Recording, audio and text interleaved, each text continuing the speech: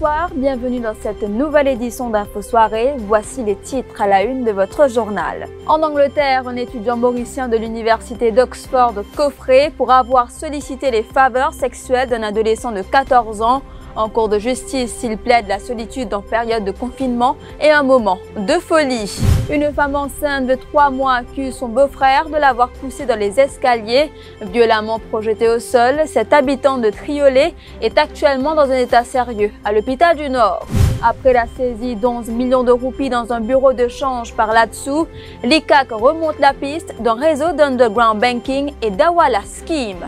À aucun moment, je n'ai agi comme intermédiaire auprès de la firme Pack & Blister pour l'achat de ventilators. Réplique de Zuber Joumaï après la circulation d'un courriel le pointant du doigt comme étant l'intermédiaire des autorités mauriciennes. Les Mauriciens se préparent à passer les mois les plus froids de la saison hivernale, soit les mois de juillet et août. Nous sommes allés à votre rencontre dans les rues de la capitale pour connaître vos nouvelles habitudes pour affronter la chute du mercure. Un étudiant mauricien de la prestigieuse université d'Oxford en Angleterre a été condamné à 18 mois de prison dans une affaire de pédophilie. Il a été piégé en invitant celui qui se faisait passer pour un adolescent de 14 ans à avoir des relations sexuelles avec lui. Mais ce dernier était en réalité un officier d'une brigade spéciale qui traque des pédophiles. À la place de l'adolescent, il a vu débarquer des policiers chez lui. Les détails avec Shehzad Jadou. C'est sur un site de rencontre que l'étudiant mauricien a fait la connaissance de l'adolescent. Mais c'était en effet un policier d'une brigade spéciale pour traquer les pédophiles. À plusieurs reprises, le policier qui entamait une conversation avec le Mauricien a précisé son âge, c'est-à-dire qu'il était un adolescent de 14 ans. Mais l'étudiant n'y a prêté aucune attention. Le même jour, il a invité l'ado à son domicile pour des relations sexuelles. Mais au lieu de l'ado, il a vu débarquer des policiers. En cours, le juge a souligné que c'était une affaire extrêmement grave, surtout qu'il était un étudiant de l'université d'Oxford. Ses arguments à l'effet qu'il était perturbé ont été rejetés par la cour. Et à présent, le témoignage de ses proches recueilli par Mélanie Clémentine Juliette. Oui, mais au fait, pas le faire, il y a un collègue qui veut dire que il y a 30 séparades sur l'estomac. Il y a un garçon tellement douce, tellement calme, scalaire. Un du parle quoi ça qui finit. Et l'Angleterre, nous pas connaît qui est qui peine nous. Ça qui nous peut apprendre nos radios, nous peut apprendre à travers du monde. Ça même qui nous peut connaître là. Mais est-ce que vous êtes rentré en contact avec lui? Mais nous prenons contact avec lui. Il a fermé, il a prison. Comment prend en contact avec lui? C'est un avocat. C'est un avocat, nous pas de cause avec son avocat. Pas de cause avec un avocat, non, non. Côté la famille, donc, est-ce qu'il s'appelle bouleversé de temps? Définitivement. Son maman est inconsolable. Son parent, son frère, c'est tout. Un down it. Pas ça dans un endroit. On va faire n'importe quelle enquête au niveau plein vert. Dans quelle mosquée dans Maurice, je tout connais. Tout le monde qui fait la prière dans le maman, je tout connais. Je tout pas qu'à accepter ça. Une femme enceinte de 3 mois a fait une lourde chute dans les escaliers à son domicile à Triolet hier. Cette femme de 37 ans aurait été bousculée par son beau-frère après qu'elle se serait interposée lors d'une dispute entre le suspect et son époux. Celui-ci a porté plainte à la police. Le suspect est activement recherché. Je vous le disais en titre, un réseau d'underground banking et Awala Scheme découvert par l'ICAG et un homme et une femme arrêtés ce matin après la saisie de 11 millions de roupies dans un bureau de change du nord de l'île. Cela dans le cadre de l'enquête pour soupçon de mal-donne après une descente de là-dessous au domicile d'un proche du propriétaire du bureau de change de la capitale il y a quelques semaines. L'ICAC soupçonne qu'une partie de l'argent saisi lors de cette opération ne figure pas dans le diary book de la brigade antidrogue.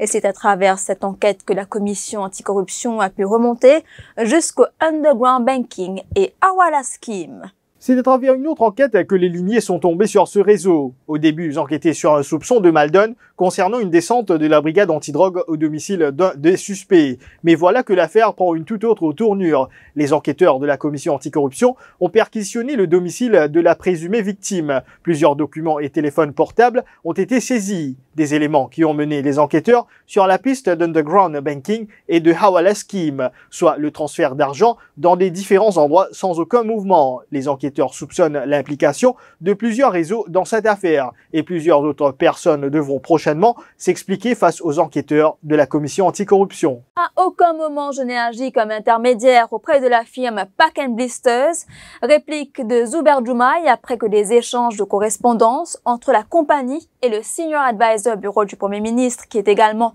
porte-parole du National Communication Committee, s'est retrouvé dans le domaine public. Le Dr Joumaï avance qu'il a été désigné par le High Level Committee pour vérifier la qualité des ventilateurs, d'où l'échange des correspondances entre lui et la firme Pack & Blisters. L'achat des respirateurs a été validé par le High Level Committee, dit-il.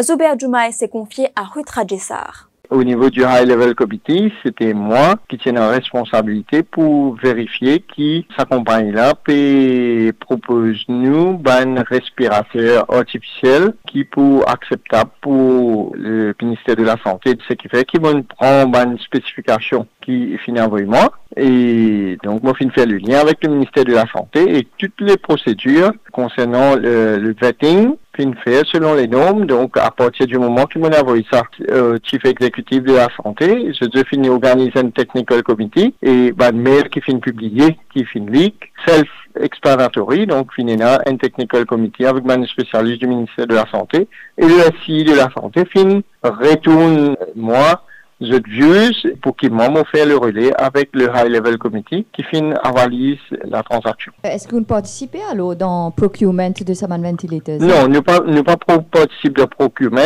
à partir du moment que le High Level Committee donne le feu vert pour l'achat. À partir du moment qu'il y a ça avec là, nous n'est plus impliqués. C'est-à-dire la santé, le commerce, qui était comment je peux procurer, comment pour payer, etc. La suite après la pub.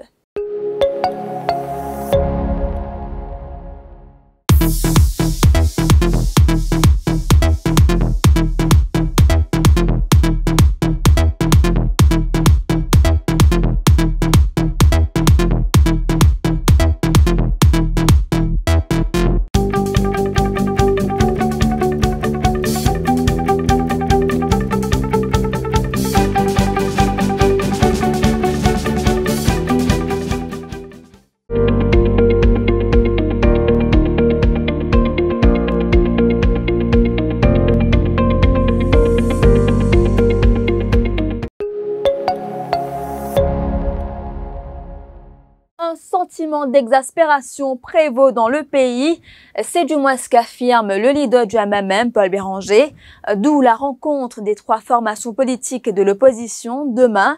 Le MMM, le Parti travailliste et le PMSD briseront la glace dans un premier temps, dit-il. Les sujets préoccupants de l'actualité ainsi que les élections municipales seront à l'agenda des prochaines rencontres. Paul Béranger était face à la presse cet après-midi. Mais Linfield annoyed. Madame Linfield annoyed? Alors, de suite, dis la police. C'est moi où trouver que la police l'a honte. Je gagne l'autre. 10! Alors, quand Madame Linfield annoyed, 10 la police débarquait. 6 heures, c'était un grand matin. Et où là? Mais ça, c'est dit, c'est aussi petit, autant petitesse qui prend une gagnade capable. Faire chagrin quand il est arrivé là. Hein. Feel annoyed, papa.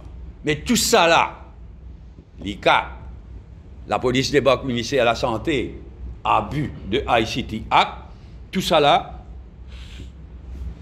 c'est pour ça qu'il fait payer du monde. Faire du monde gagne payer.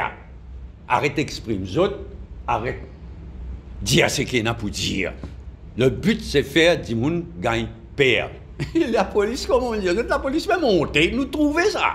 L'arrestation de Fahira Romali hier aux petites heures du matin et la descente des policiers dans les locaux du ministère de la Santé a également été commentée par le leader des Mauves. Selon Paul Béranger, il y a une tentative d'effrayer la population.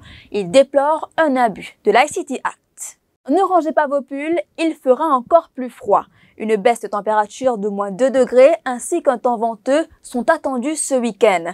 On a déjà enregistré 12 degrés à Montbois et Grand Bassin ce vendredi et des baisses de température qui poussent les Mauriciens à revoir leurs nouvelles habitudes en ce mois de juillet, connu pour être l'un des mois les plus froids de l'année.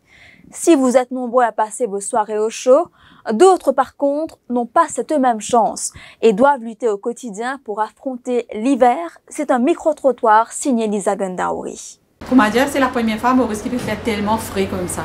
Pas capable de tenir, vous mettre chaussettes, mettre les gants tout, mettre les gants bien équipés après ce déo. Il y a des fois où on peut même sortir, mais quand les cas obligent, bizarre sortir. Pour l'hiver. Dans l'été, on va les colorier, les ventailles, tout ça là. Dans l'hiver, on va les peluches, chaussettes, les gants. Normalement, on est là pour faire un peu plus frais auprès de l'année d'avant. L'hiver, les moutons sont un peu vendus bien. Oui, il y en a pour 4-5 moutons, il y en a revenir et prendre, on fait beaucoup frais. Quand on a des leçons, on servi des leçons, mais si on servi des leçons, on vient chauffer le gaz. Je suis une maman, je peux guetter, ou tout, je commande, je mets un petit bébé. Quand je te lève, je pas quand je t'amène les pieds frais, il y a beaucoup frais. Et j'amène une quantité fraîcheur là. Mais c'est moi vraiment fraîcheur préféré du tuto. Ouais, c'est une fraîcheur qui nous va t'attendre. Et avant de clore cette édition, on vous emmène à la rencontre des derniers morts ordilés, Georges et Tulsi Muken. Comme nombre de métiers traditionnels, ils s'effacent discrètement des campagnes quand ils y subsistent encore. Canteville, n'en parlons pas, peu résiste à la désaffectation pour un travail qui, paradoxalement, peut faire bien vivre son homme. Et c'est à Richefond que Priti Ramessoa Boyrou a rencontré ses derniers représentants.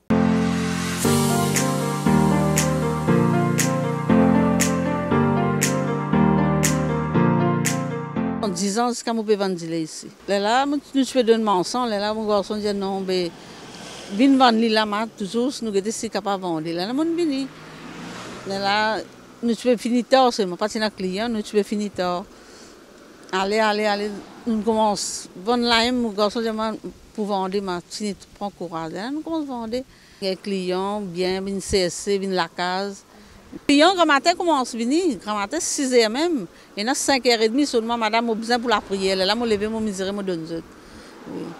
Ils ont besoin de caca, ils ont besoin de l'érine, tout, pour la prière, tout, je dis, oui, non.